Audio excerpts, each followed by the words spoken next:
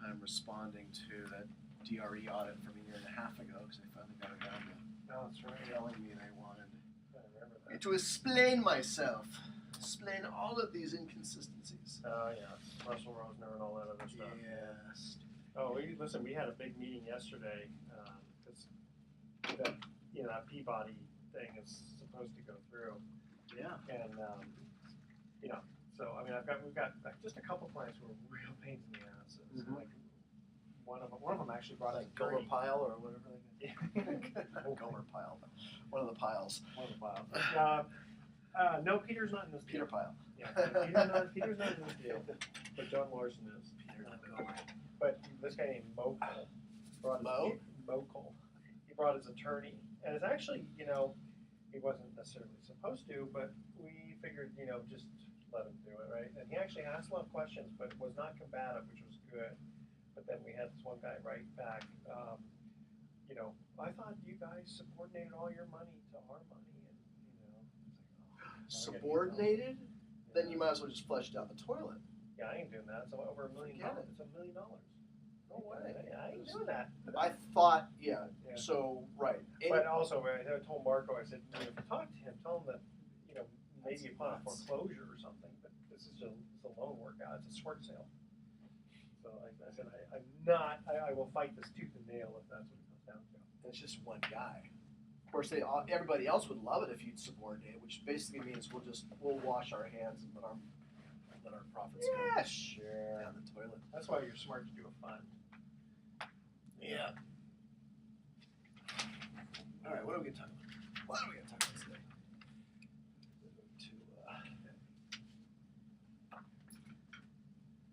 What are we going to talk about? What do you think? Inspiration. What do you think we're going to talk about?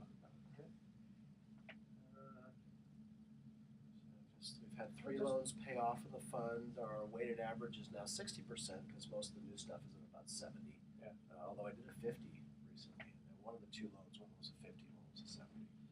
Is there any money in the fund right now? I just did a 175. Yeah, 'cause one of the payoffs, I think we might have 100. It's not a whole lot, but and it's not in the operating account, still in the subscriber account. So I got a little bit to move in, something, and I have to kind of really look at. Remember, you can always pay me down to get that money working if you need to, right? Yeah, actually, that's Yeah. true. That's a good point. Yeah. Okay. Why pay me? If you So distracted. I'm all about Edward Brown. However, I'm all about Edward Brown helping the fund because That's Edward right. Brown makes money that way too. So, see, it's always about me. Did everyone have a good time on Thanksgiving? Oh yeah, Good. absolutely. That was wonderful. Wasn't sure if Sarah was being, nice enough to. I mean, your girls are great. Oh, hey, guess what? Christian just called us. He just got a job offer. No kidding. $55,000 a year for a Ooh, private real company. money. Edwards something down in Irvine. They do like heart valves and stuff, benefits and all that. I feel like telling them, listen, if you don't want it, turn them on to me. Absolutely. 55,000. Most I ever get paid when I work for someone else. Well, when I work, it's a regular job. I got paid $10 an hour. I mean, as an accountant. That's what I mean, too.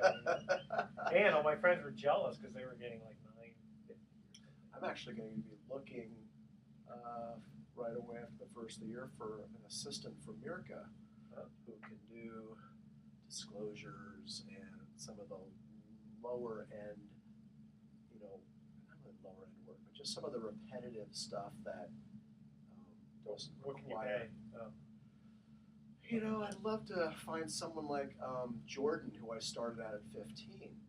So 15, and I pay hourly instead of salary because that way they can work. 'Cause what ends up happening invariably is people, and I knew this from experience, and it's happening with all my people.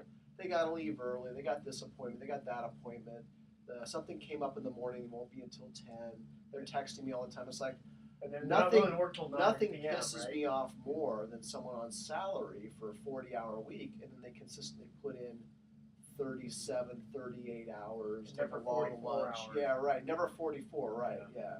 So I'd rather pay overtime when they work in 35 hours when they work 35 hours. And then how do you do that with a punch clock? So Everyone keeps their own time cards. So at least it's by the honor system. So I'm not. I mean, you'll know if it's way off. Yeah. Well, I did. I had someone who came. I had when I hired Shauna, who didn't work out, paid her $30 an hour, and every day was 8 hours, 9 to 5. And I said, wait a minute, Shauna, you're coming in at 9:30, 9:45.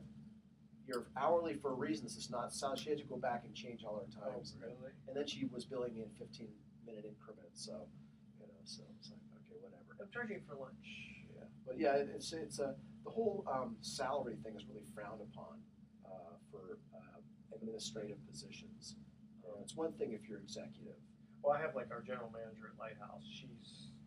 But Oh yeah, managers you do, and maybe even assistant managers. Yeah, you do. But like in an office environment, it's just really salaries. Again, I don't know how a lot of these tech corporations and stuff do it. But are you doing for part time or full time?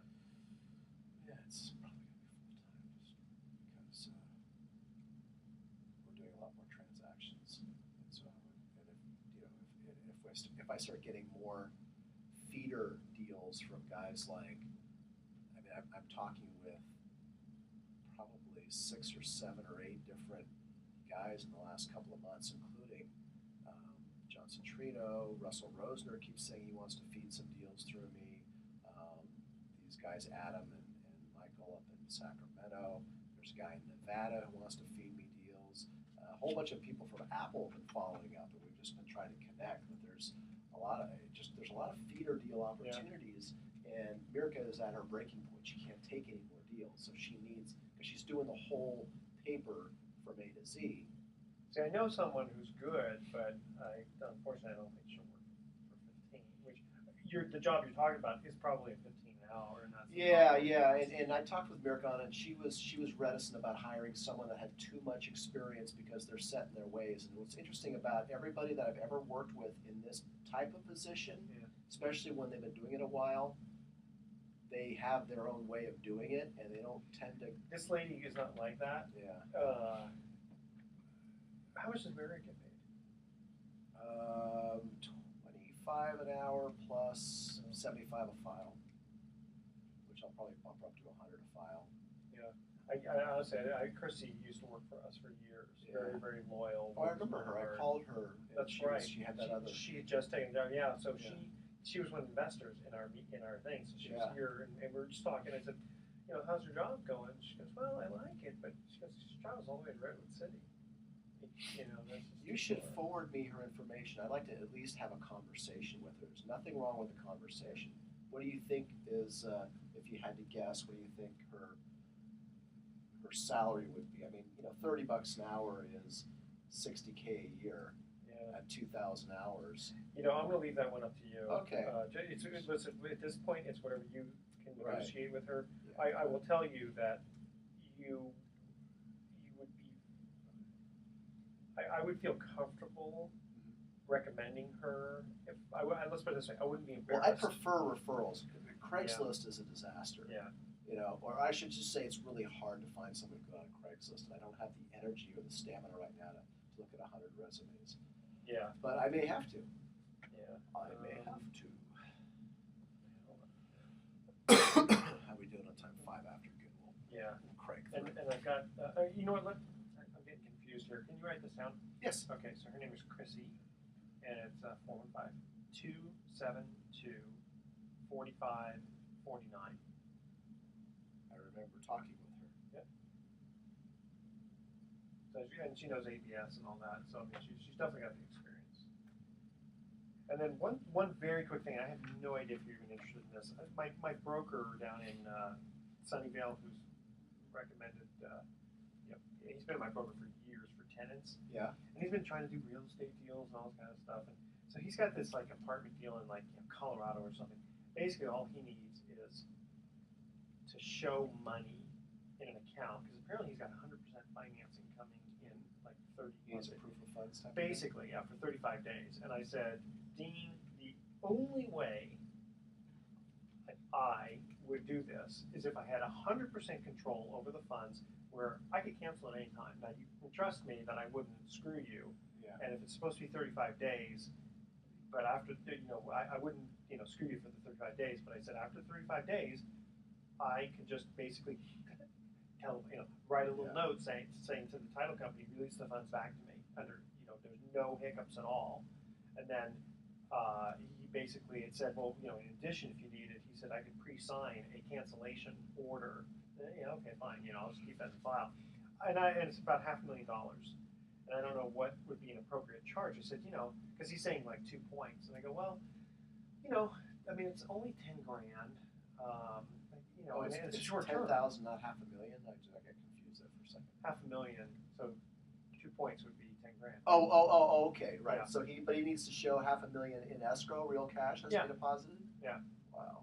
So I'm thinking, maybe what I'm thinking of is that and a piece of the back end. Well, of course, the thing is, you got to also pay some interest on it. So he's open to discussing. Okay. I wanted to first find out if it could be written in such a way that it would be as close to no risk, right? From the standpoint of if you have 100%, we have 100% control. What you would want to do is probably have a conversation with the title officer you trust and say, I'm thinking of doing this. What do I need to protect myself so that when I go to claim my money, because whatever happened didn't happen, or the title officer doesn't go, I'm sorry, I can't release it to you. Exactly. That's right. You need to have 100% control. Correct. Yeah. Yeah, and that's why I said, basically, Dean would have to be the one who would have to trust us. Yeah. Right. Oh, right. Because we don't go pay us the 10 grand. Oh, by the way, 2 weeks later, sorry. Sorry, I need it. Yeah. No, I just found the perfect house. I'm gonna buy it. Yes, exactly. I know we can trust ourselves. But how's the house working out? Oh, Here's a real house. it's an old house. It's drafty. It's cold. It was built in the 60s, so even though it was remodeled nicely, everything's They forgot the insulation. There's zero insulation, and it's when the wind blows at night, the doors rattle, and it's drafty. Well, they probably built it during the summertime and didn't think that they needed insulation. Yeah. It's just, I don't know. It's an old house, and I don't want to live in an old house. So yeah, I know. I don't like that either. Yeah. Belmar Keys is very nice, though. It is. And I get some good neighbors, friends there. Okay, you ready? Yep. Okay, here we go. Welcome. You're listening to Mortgage Investing 101, the show where we discuss high-yield real estate mortgage-backed investment opportunities. I'm your host, Edward Brown, and I'm proud to introduce my co-host, Mark Hunt, president of Pacific Private Money, one of the fastest-growing private mortgage investment firms in Northern California. Of course, I say I'm proud to introduce. I mean, we've been doing this now for months, so I don't need to, quote, introduce you. I should just say I am proud to be co-hosting it with you. How's that? That sounds good. We'll incorporate that change on the next show. Okay. Our goal on this show is to provide information and to increase your awareness of these important alternative investment strategies where you can earn secured high yields using your savings or IRA accounts. Annual yields of 8% and more are not uncommon. In fact, Mark will be getting into why it's actually paying more than 8%. Indeed. Using the strategies we're going to discuss on today's show. And if you like what you hear today, please call Pacific Private Money at 415-883-2150 for more information, or go to pacificprivatemoney.com. So again, we're talking about secured high yields of more than 8%. And for fun, we're also going to have trivia contests where at each commercial break, where the first 3 callers with the correct answer win a free 3-day, 2-night vacation. The vacations are not sponsored by the radio station, but by Lighthouse Resort and Marina, which is located 1 hour northeast of San Francisco. The vacations are free. Lighthouse is only requesting a $75 house cleaning fee. Check them out at lighthouseforfun.com. Today's trivia theme is pop music of 1982. Oh, that'll be great. That was a great year. Okay, now Mark, the name of the show is Mortgage Investing 101. We've gone into this before as to what mortgage investing is. Why are you in this business? What's so good about it? Well, I'm in this business. Serendipity is an interesting thing. It's one of my favorite words, by the way. I love saying serendipity. My introduction to the world of private lending and private loan origination definitely was serendipitous. As it so happened, I used to. The first 25 years of my career I spent working in a closely held commercial real estate and residential real estate development company. My dad was a builder in Marin. My uncle is still a builder. My dad's has passed away recently. And was a builder of both residential homes and commercial properties in the 60s and 70s, and out of college I went to work for him and spent the first 25 years of my career working there. And his retirement kind of coincided with the change in the marketplace. So right around 2006 and 7, he was actually ill, and he was kind of forced into retirement. And I happened to run into someone who was a tenant at one of my father's properties. He owned a marina, and this person owned a nice big boat and was a wealthy local developer here in Marin County. And so I had a conversation with him and told him that we were winding down the company. He said, "Why don't you come check us out and see what we're doing?" And I went over there, and it turns out among the development that he was doing, he was also doing in the office private money loan origination. And it was, but he wasn't doing it in a serious business model way. It was kind of, they did it on the side to kind of pay the bills, and because he had a lot of investors that were investing in his real estate projects, and some of them were also investing in trustee secured notes. So that was my introduction to that. Well, as it turns out, I worked there for a little less than a year when his company, it was 2008 by then, and we all know what was happening in the market. The market was crashing, and his company went out of business. He ended up going bankrupt, actually. And so in summer of 2008, I transitioned out of there and had to decide, okay, well, now what am I going to do with the rest of my career? And so I made a decision to get my broker license and to do this business full time. And it was, as it turns out, over the last 5 years, it's turned out to be a great decision. Because yeah, give us an explanation basically as to what the business is. So the business is originating privately funded loans to real estate investors. Some people call it hard money. Some people today call it private money. But it's essentially a non-bank source of loans, source of capital for real estate investors. So why real estate investors? Why not just anybody who wants a loan? Well, as it turns out, when in 2008, when we had the subprime meltdown and all the fiasco, and that resulted in the economy really, teetering on the brink of disaster, the banks really pulled out of making loans to real estate investors. They've always still made consumer home loans. That's always been their primary product. But if you remember back in 03, 04, 05, a lot of people were buying investment property through banks, and oftentimes at 100% financing, because again, there was stated income loans, the so-called liar loans, where if you had a good FICO score, you could buy all the investment property you wanted, as long as you were able to close, as long as you had the closing costs or whatever the down payment might be. And I remember, people I know very close to me were buying homes just on their FICO with little to no money down. So the banks abruptly stopped doing that after 2008. But real estate investors didn't go away, and there was still a demand for leverage. Because what real estate investors started to do after 2008 was to kind of pick up the pieces. They were looking for distressed opportunities, foreclosure opportunities, opportunities where they could buy real estate at a discount. And oftentimes, well, it's almost a contrarian view. It's like that's the time to buy is after the market's crash. Well, and that's very true. In fact, people that have made a tremendous amount of money in the last 5 years have done so because they had the ability and the acumen to buy as the market was falling. Well, it's the same thing back in the early 90s with the S&L crisis. A lot of people exited the market, but I know people who made multi-millions of dollars during that time.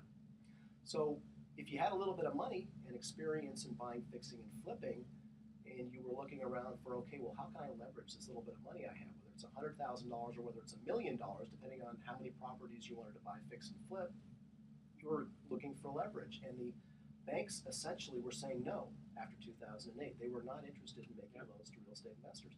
So hence the private money loan industry, or the hard money loan industry, which has been in existence for decades, but it emerged in a different way. So when I got into the business myself in 2008, and I started my business model was to make loans to real estate investors, short-term loans to real estate investors, not like the hard money loans of yesteryear. That's what we was thinking the same thing there, which were largely loans made to people in distress, Yeah. which happen to be secured by their home more often than not, and usually as a second. And yours Right. are more opportunity loans, really. Yes, absolutely. Well, quite frankly, if you didn't need to go to a hard money lender in the 90s and the 2000s to buy real estate, why would you? Of course you wouldn't. It costs more money. Sure. So the I mean, a people lot of that- times they just go to friends and family. Right. You know, they didn't have the money, and Yeah. et cetera. So the only people that were, before 2008, the only people really that were going to hard money lenders, I shouldn't say the only people, but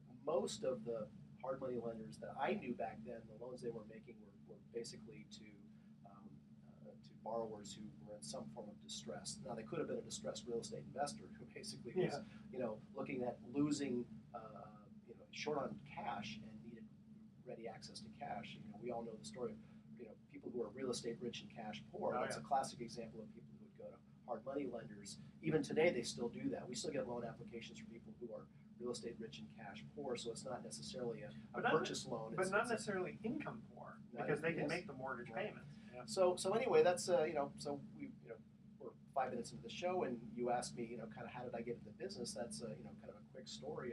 I've been in real estate my entire life, and over 30 years in the Bay Area. I've only lived here in the Bay Area. I've only been involved in the real estate industry in the Bay Area, and for the last 5 years, 5.5 to be exact, doing business as Pacific Private Money, and we've originated over 600 real estate loans, mostly to real estate investors who are buying, fixing, and flipping, and every single one of those loans have been privately funded. We have never originated a bank loan or brokered a loan to a bank or a conventional mortgage resource. Everything we've done has been private. Which, by the way, you're not 30 years old.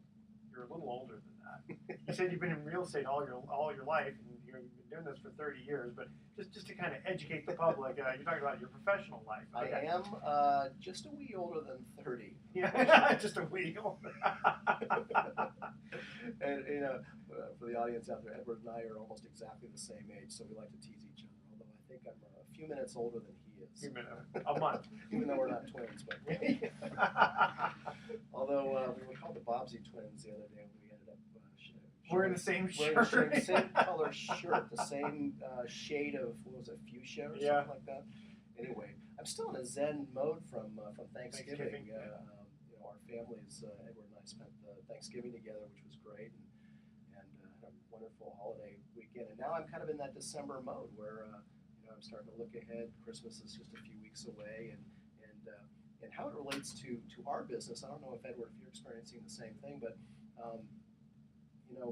we're in the business of helping people earn higher interest on their savings and retirement accounts. And as you said at the beginning of the show, our investors are earning 8% more using their savings, using their self-directed IRAs, funding either individual notes or investing in the Pacific Private Money Fund, which is our mortgage pool fund. And that's there's never a better time than right now to do that. And as people are getting into the kind of the holiday mode, I'm already starting to hear from people. Well, get a hold of me after the holidays. Let's get a hold of me in January. They don't want to make. A lot of people get in this situation where they don't want to make important decisions or life decisions in December, which I find kind of curious. Well, some of it people want to just spend the money on Christmas presents, but the not thing much is, of a return on that, unfortunately. Yeah, exactly. But I'll bet though that you've got some borrowers though who need to close before the end of the year. I absolutely do. So right now, I got to tell you, our phone is ringing off the hook at Pacific Private Money. Our offices are based in Grant Avenue in downtown Nevada, down in the banking district down there. We're surrounded by B of A, Chase City, and Wells Fargo, all right, like literally right in the same block that our office is. So borrowers can go there, and when they get turned down, all they have to do is go into your office. And we do surprisingly get walk-in traffic for both borrowers and for people who see our signage out there promoting 8% or more of their savings. They come in and wonder if it's a depository account. Of course, it's not. Although you can deposit, $50,000 with our Pacific Private Money Fund and begin earning that 8% or more. So in a way, it is a depository. It's just not necessarily. It's not federally just insured. Don't come back a week later and ask for it back. It's not a money market. I tell you what, we're going to come to our first commercial break. And when we come back, we're going to get into the nuts and bolts of how people can actually really earn 8% or more on their investments. Great idea. Okay, so with a lot of security. Okay, again, the theme is pop music of 1982. So here's our first commercial break. Here's our first trivia question. Tommy Two-Tone had a hit song about Jenny. What was her phone number? The first three callers with the correct answer win a free 3-day, 2-night stay at the Lighthouse Resort. Their website is lighthouse4fun.com. Call 888-529-1134, which, by the way, was not her phone number. Yep. That's our phone number. That's 888-529-1134 to answer this question. Tommy Two-Tone had a hit song about Jenny. What was her phone number? Which, by the way, someone ended up paying $50,000 in New York for that phone number after the song came out. I don't know if a lot of people know that. 888-529-1134. Make sure to include your name and your email address. Speak slowly. Spell out your email one letter at a time. Don't touch that dial, because when Mortgage Investing 101 comes back with Edward Brown and Mark Hanf, Mark is going to explain how you can actually earn 8% or more on secured investments. So I almost forgot to tell people again who we are, why we're, Yep, no, good idea.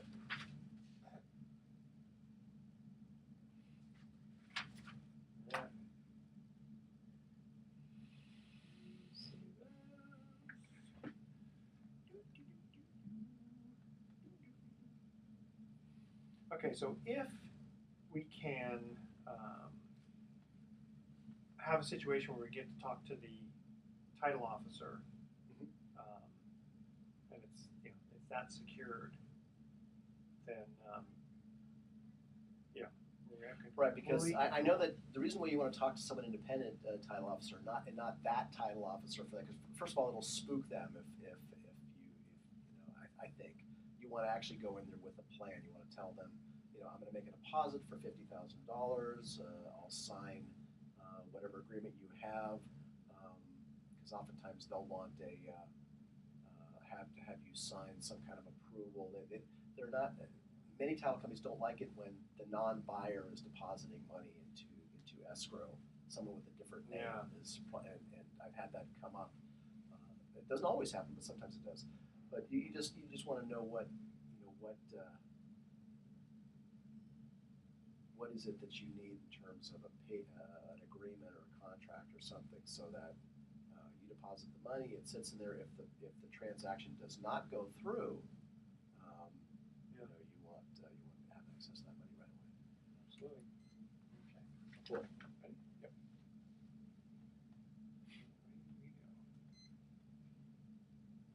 Welcome back to Mortgage Investing 101. I'm Edward Brown, your host, along with Mark Hanf, president of Pacific Private Money, one of the fastest growing private mortgage investment firms in Northern California.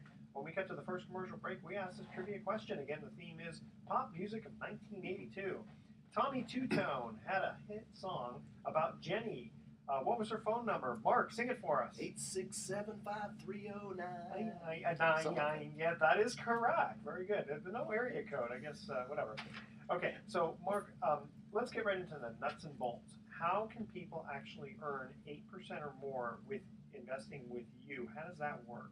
So this is Mortgage Investing 101. So let's give a little 101 discussion on mortgage investing. We named the show Mortgage Investing to encompass the various ways that you can have your money be used to essentially fund real estate secured loans. And Edward hinted that there are safety and security features that we provide. We meaning the private money brokerage industry provides. By the way, we're licensed DRE brokers, licensed by the Department of Real Estate of the state of California. And so we are a regulated industry that provides real estate loans to real estate investors. And our particular market is here. They changed the name, didn't they? Yeah, actually, the Bureau of Real Estate. Yeah, they've spent stupid. millions of dollars changing the letter.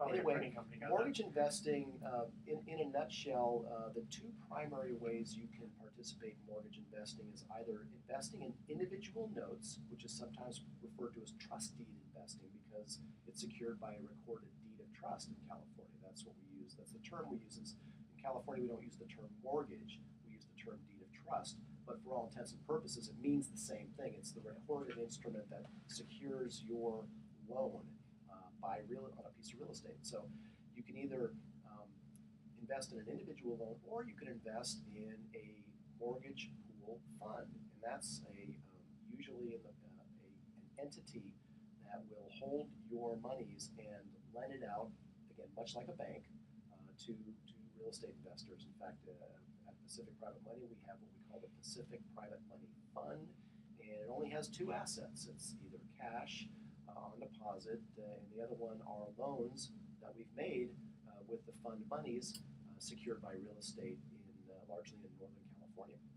So those are the two ways: individual loans or a mortgage pool fund.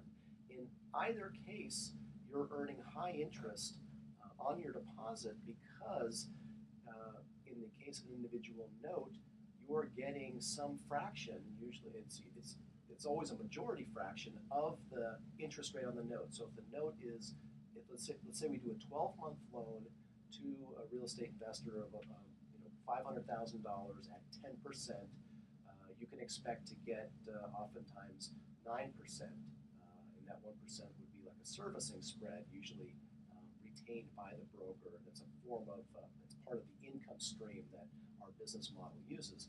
If you invest in a mortgage pool fund, usually there's a preferred return paid by the fund, and then maybe a portion of the profits above the preferred return. So in our case, the Pacific Private Money Fund, we pay a preferred return to fund shareholders of 7% with a 50-50 split of the profits, which we target a yield to the shareholders of about 8.5%. Okay, let's concentrate strictly on the fund, because I think the audience out there, we want to be fairly simplistic with them so that they can understand. Because I think that's the easier way to do it. That's easier because it's like a mutual fund of real estate. Investing in, I get calls from a lot of people some of whom have previously invested in individual notes, and they know how to play the game. I'm going to say play the game, describe it that way. And what I mean by that is it actually is a fairly sophisticated and requires some knowledge and know-how, and there's actually a lot of competition right now for individual notes. So I am not someone who would recommend to my clients today to try to invest in individual notes because it's an expert's game right now. Yeah. Whereas mortgage pool funds, particularly the one that we designed at Pacific Private Money, I think are really a much better and more effective and more efficient way for investors to participate in this great demand for capital in the real estate community, and the fact that they're willing to pay 7, 8, 9, 10%, 11% in some cases for the short-term use of money. And the reason a mortgage pool fund is one of the most effective ways for you, the listener, to participate in that is because these loans can be short-term, and sometimes they're paid back in as little as 90 to 120 days. So let's just say you go, well, I'm going to try an individual note. Okay, you fund an individual note, and you're maybe getting 9% on a 10% note, and then you get your money back in 3 months. Then what? You got to quickly put it into another one. You got to go find another one, and it's stressful. It's a lot of work. You're competing with other people who also have cash who are trying to invest in individual notes. Very, very inefficient, and let me just tell you, it's frustrating. I've had clients over the years get angry with us when they've missed out on a deal that they thought that they had called within minutes of receiving the opportunity by email, only to find that someone beat them by a minute. Well, and you gotta. I think you gotta explain again. I'm assuming that there's a lot of new listeners, and I think what you need to explain is the fact that since you get a lot of phone calls for borrowers, the fund has first right to look at a deal, and that's why if someone invests in the fund, there's constantly going to be product. Right. So let's start again. So, the name of the show is Mortgage Investing 101. My name is Mark Hoff with Edward Brown here. My company is Pacific Private Money. We are a private money real estate loan originator based in Marin County. We're regulated by the Department of Real Estate, and in 2013 we launched the Pacific Private Money Fund. And the reason we launched this mortgage pool fund was in response to the fact that we were getting more and more and more calls from people saying, how do I get in on this 8% or more that I keep hearing about?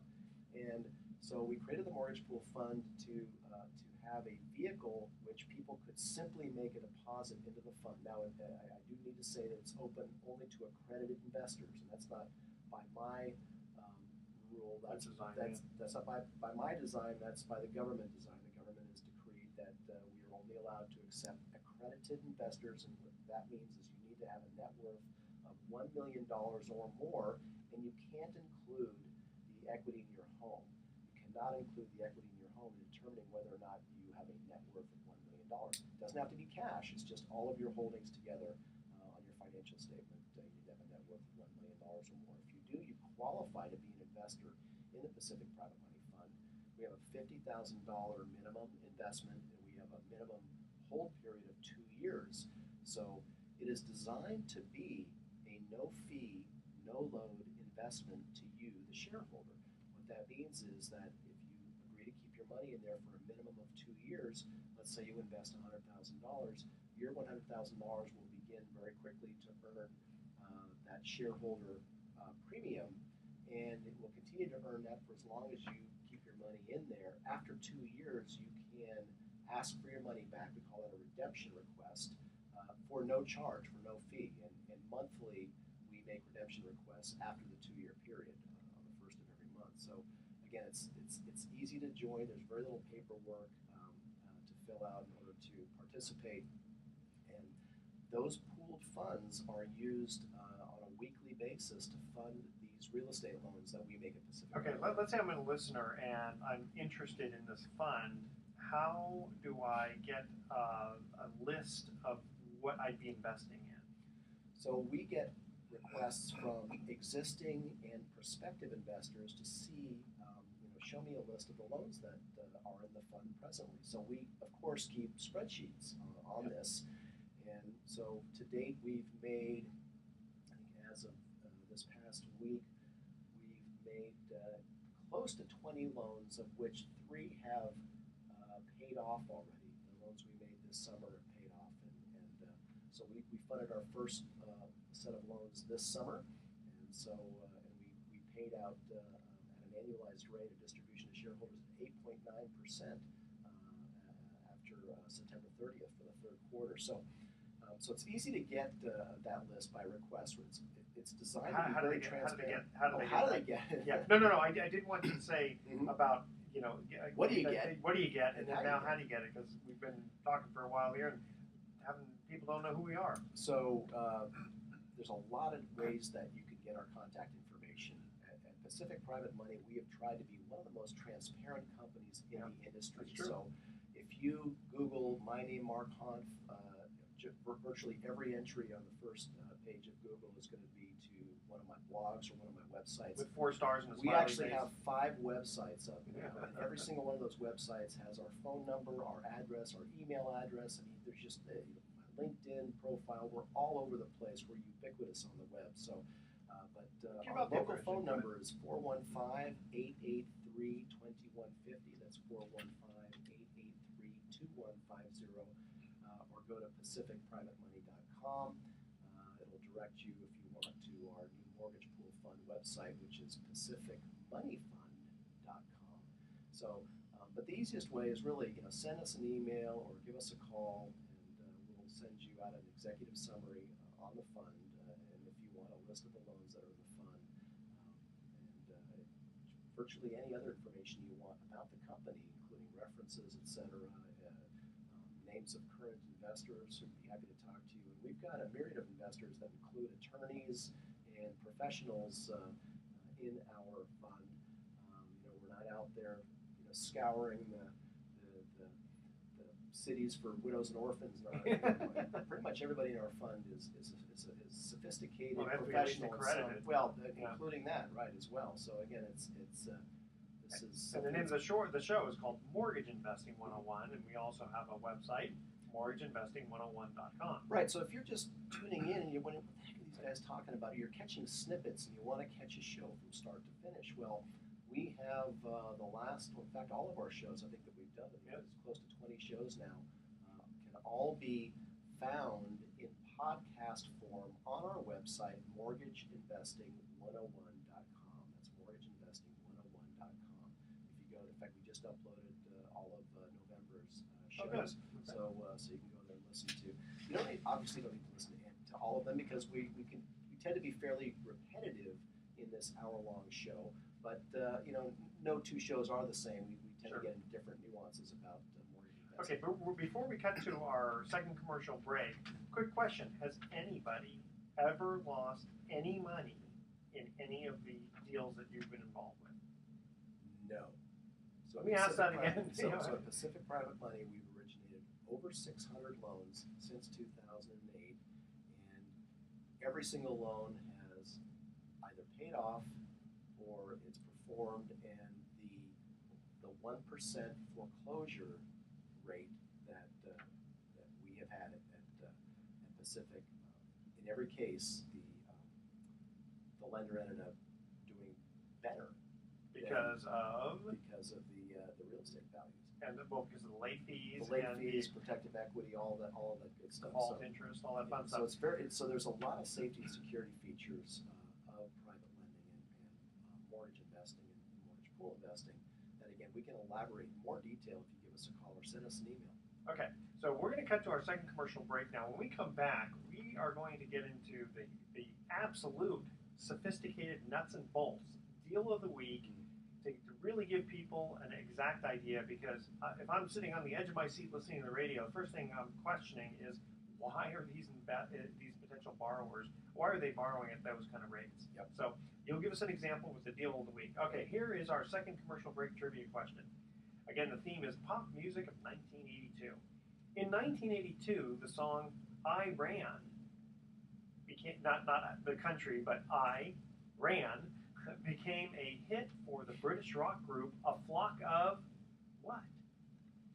The first three callers with the correct answer win a free 3-day, 2-night stay at the Lighthouse Resort. Their website is lighthouseforfun.com.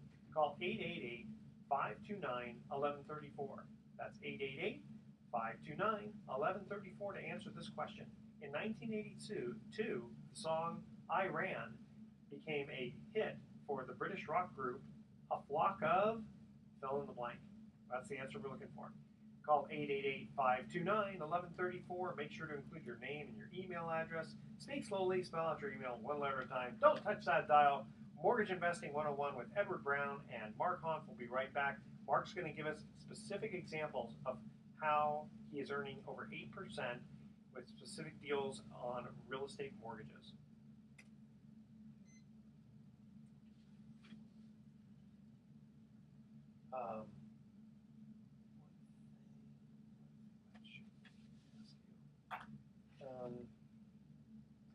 Train of thought.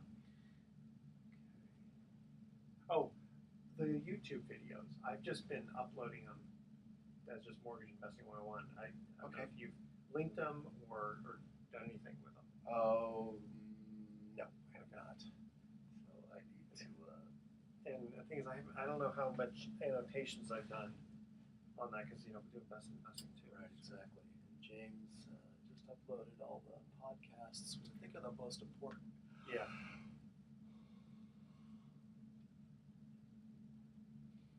Figure out. When you upload to YouTube, where are they parked right now? Well, Best Investing. Oh, okay. That's the internal. So if you go to it, I don't think you can edit it per se, but you can point to it somehow. I mean, yeah, you can link it. Right. That's exactly right.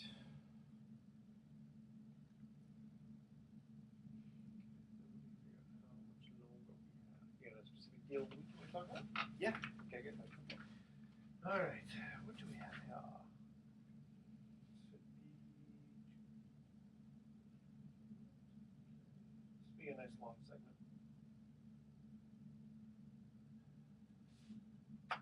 Cool.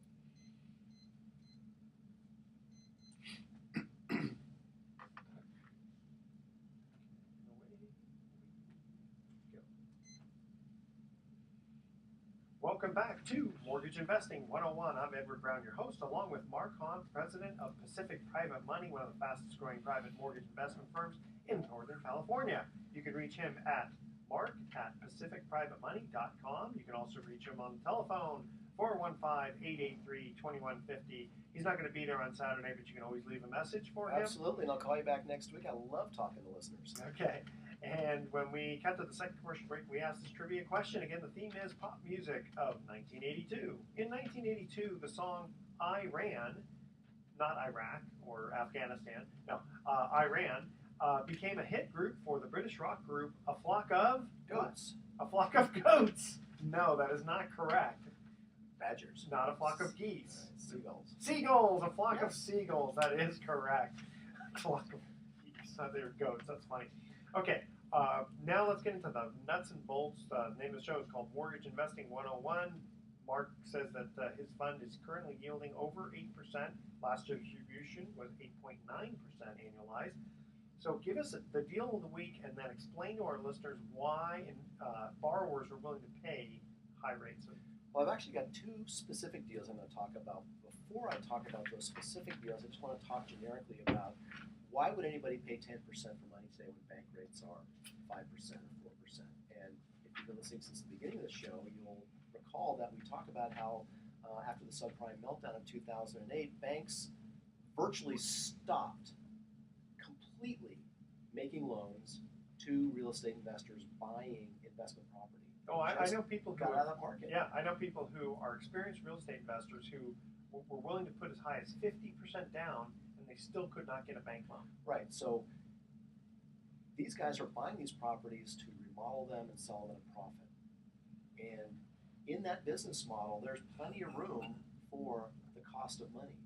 And so a 10% note rate, if they're paying it for 6 or 9 or even 12 months on a remodel that they intend to flip for a profit, look, nobody likes to pay 10% interest. I mean, they would rather pay 6 or 7 or even 8%, but you know, the going rate for fix and flip money in the Bay Area today is 10%. Now, sometimes it's a little bit less, sometimes it's a little bit more, but you know, the loans that we originate at Pacific Private Money, almost 99% of them fall within that 9 to 11% note rate range. And again, it's short-term money.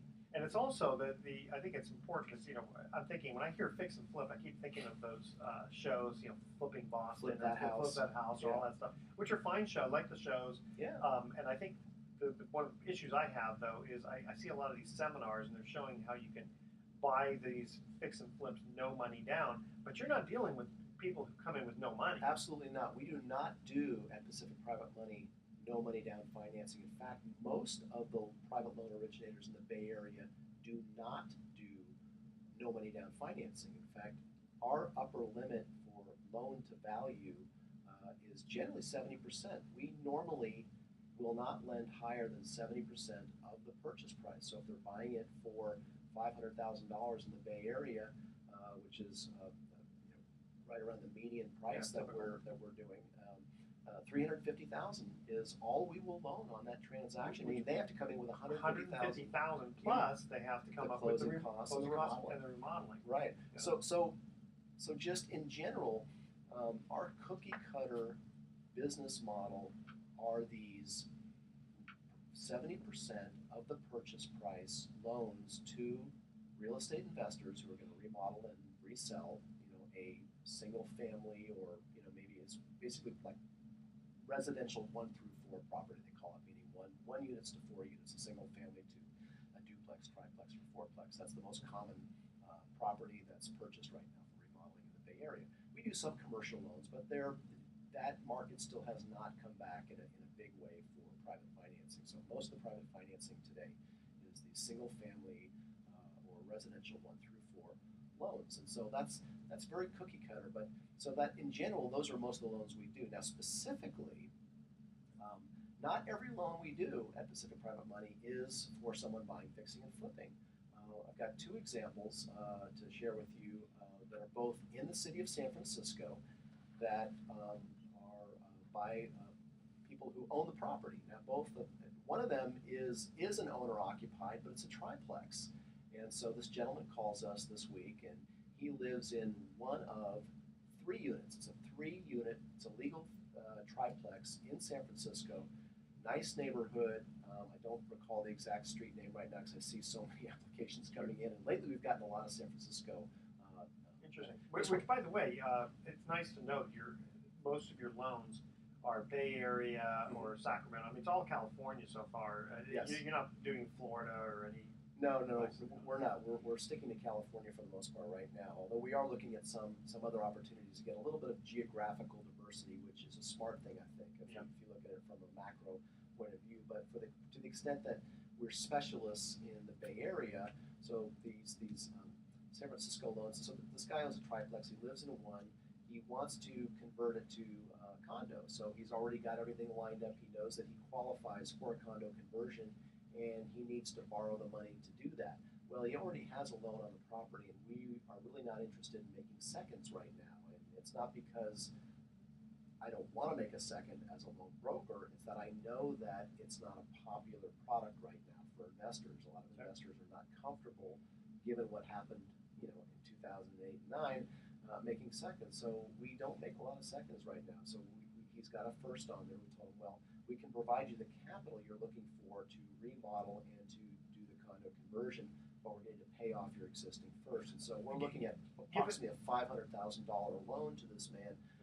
Which will pay off the first of how much? The first is about $300,000 and some change. He's got some unpaid property taxes as well. Okay. He's looking at maybe potentially some prepaid interest because he is between jobs right now. So we're looking at really the equity in the property. The property, we haven't got the appraisal back yet, but I'm guessing it's going to come in a little over $1 million. Oh yeah, definitely. Triplex in San Francisco. Yeah, in relatively good shape in a decent area. Yeah, oh yeah, very decent area. When you look at the street and you look at the homes up and down the street, many of them are nice. Yeah, I mean, if he's going to condo it, I mean, that means all he has to do is sell each one for $333,000 to come up with $1 million value. Right, and so we're looking at a first position loan that'll probably be an effective loan to value of about 50% or better. And so because it's such a low loan to value, I will.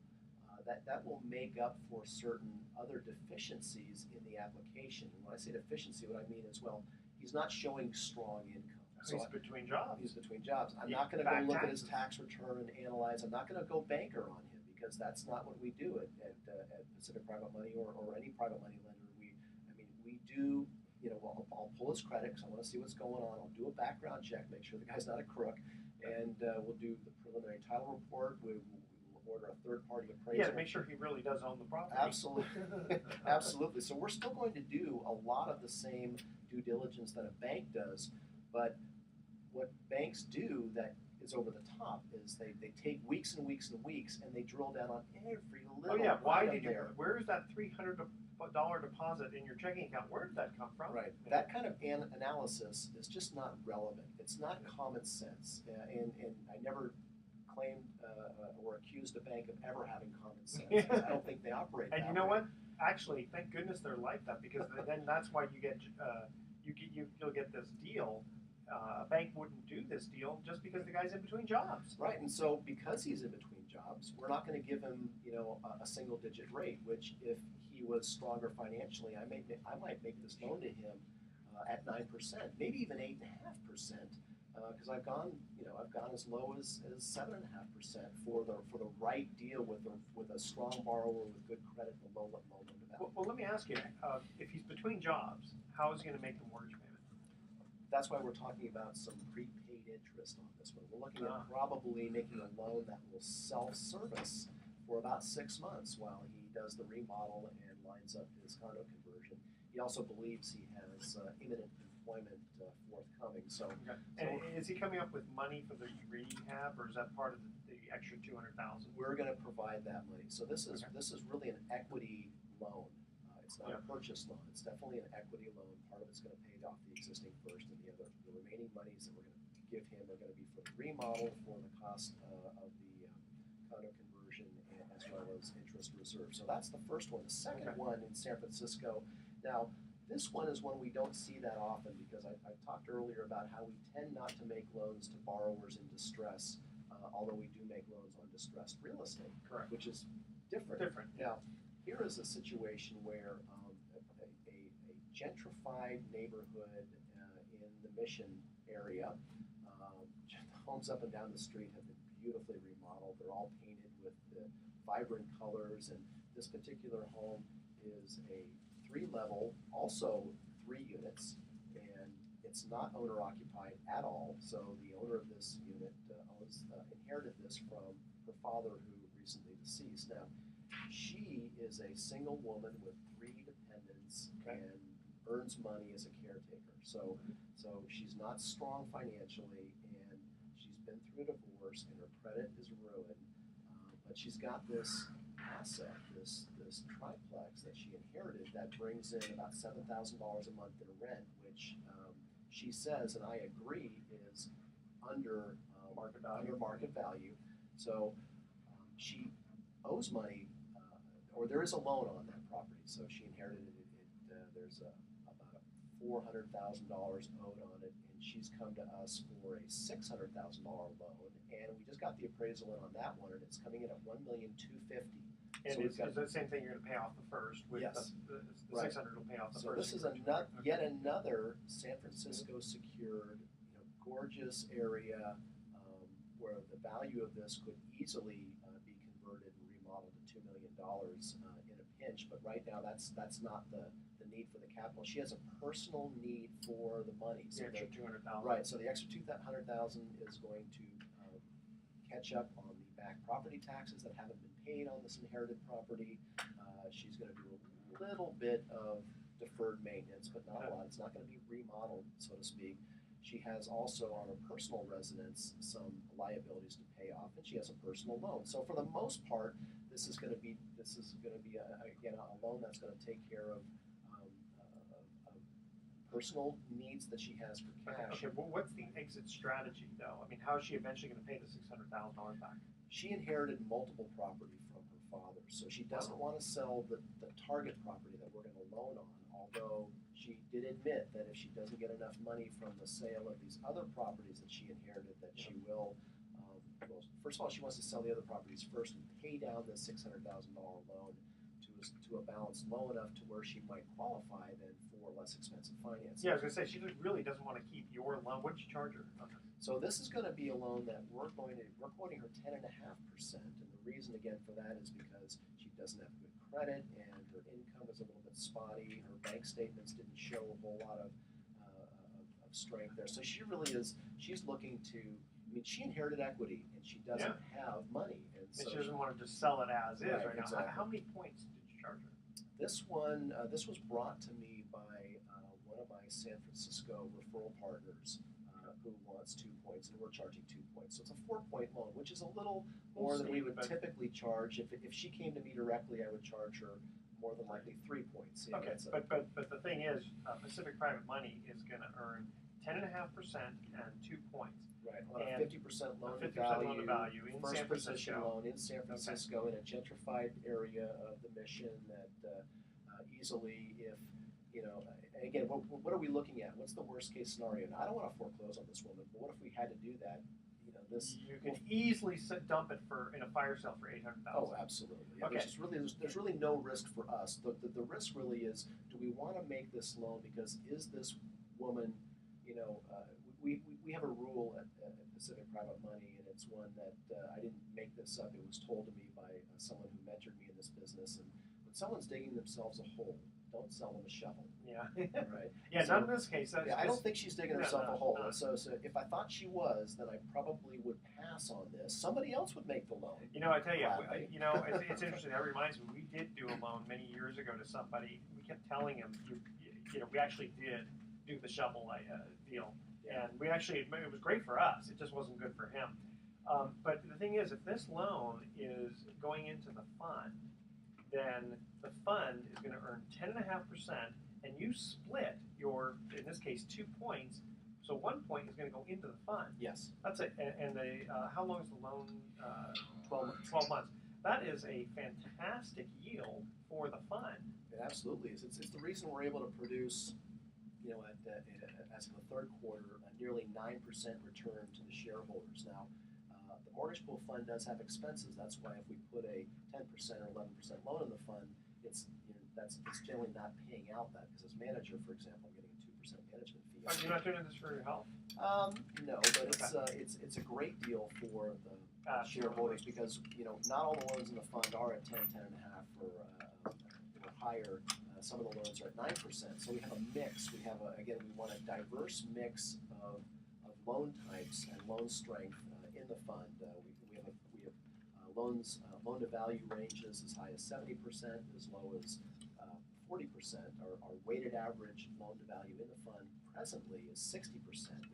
It's very low. It's very low. Yeah, we were talking in earlier shows how it was 55%. Well, the 25% loan to value loan we had just recently paid off.